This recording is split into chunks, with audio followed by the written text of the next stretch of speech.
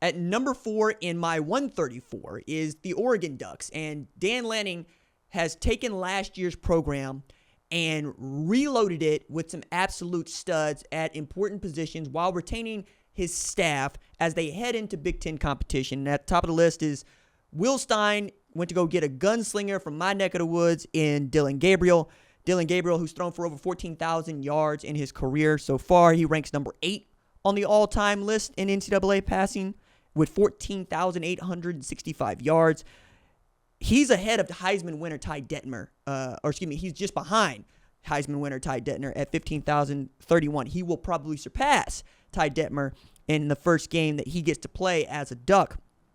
And last year, Bo Nix threw for, 4,145 yards, and he ranks just ahead of Ty Detmer at 15,351. What I'm saying here is, given what Bo Nix's resume looks like, what it looked like at Oregon, there's every reason to believe that in Will Stein's offense, where again, Bo Nix threw for 4,100 yards, 40 TDs, and just 3 interceptions, Dylan Gabriel can be just as good, if not better. It's why you're seeing Heisman odds kind of go in his favor as we get closer and closer to the season. He only needs 4,353 yards to become the NCAA's all-time passing leader.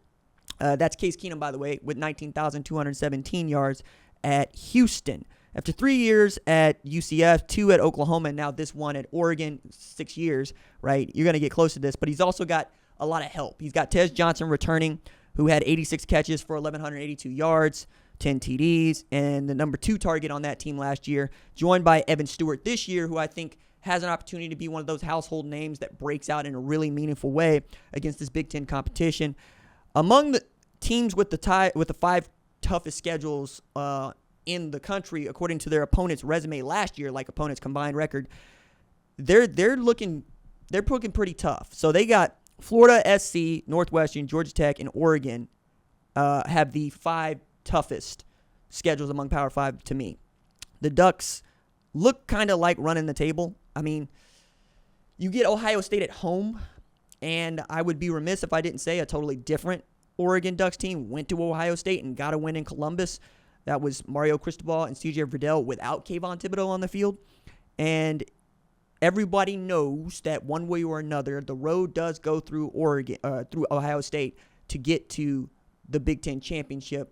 The other one being Michigan, because we're talking about basically one other program that has succeeded in winning the conference championship since the college football playoff inception in the Big Ten, and that's Penn State.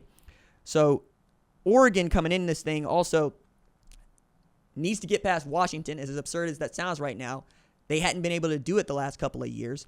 And they have at least one loss to Oregon State that both of those feel odd. One feels inexplicable, right, in Oregon State. The other are Washington, which is a rivalry game for them, and they caught Washington last year having the best season that they've had in the last 5 years, 6 years, 7 years, 8 years, 2016 really, and couldn't get it done in the Pac-12 championship game.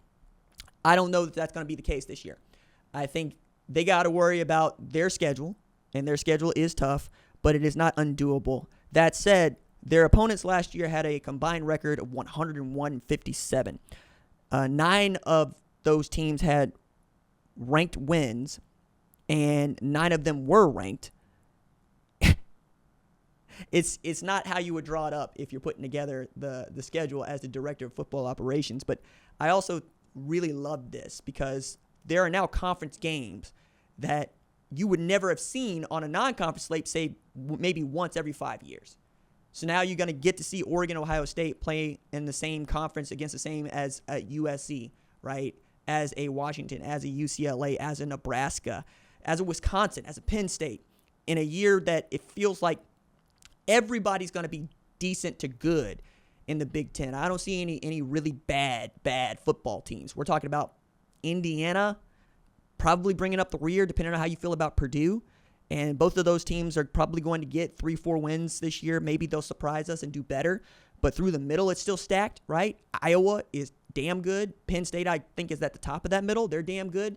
SC, damn good. UCLA, maybe a little bit more toward the middle given what they are experiencing in change. But I think rounding out the top 4 of my 134 with Oregon is right because I have 2 SEC teams and 2 Big Ten teams inside the top 4. Right now, I think those teams have the best opportunity to play each other in conference championships and then eventually make the national championship game.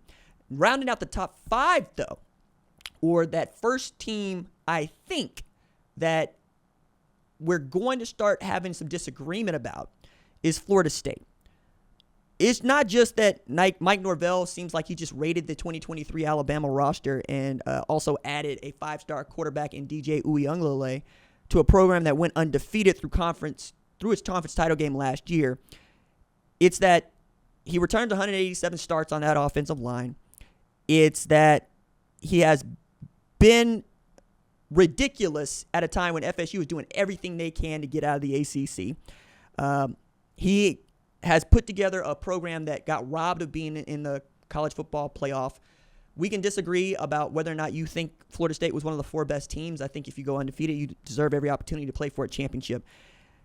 And he's quite close to putting FSU back where Bobby Bowden had it, or even if you're going to be kind to Jimbo Fisher, where Jimbo Fisher had it, because he's replacing 10 NFL draft picks, but also got not a ton returning and still a lot of talent. So Kyle Morlock could be one of the better underrated tight ends, I think, in all of the sport.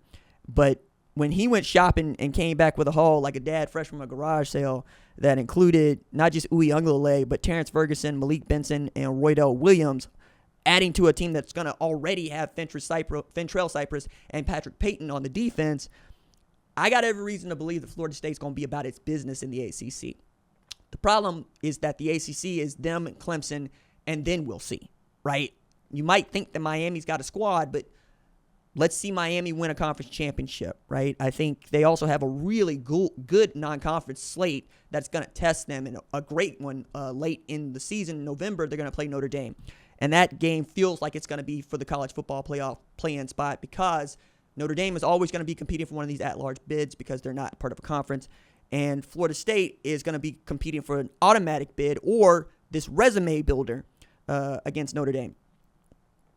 I think replacing Jarrett Verse is not going to be as difficult as it once felt once you take into account 6'5", 254-pound Patrick Payton, who has been ridiculous when he has been left unblocked. And you're not going to leave him unblocked this year. We're going to see if he can do what Jarrett Verse was doing, which is ragdolling people.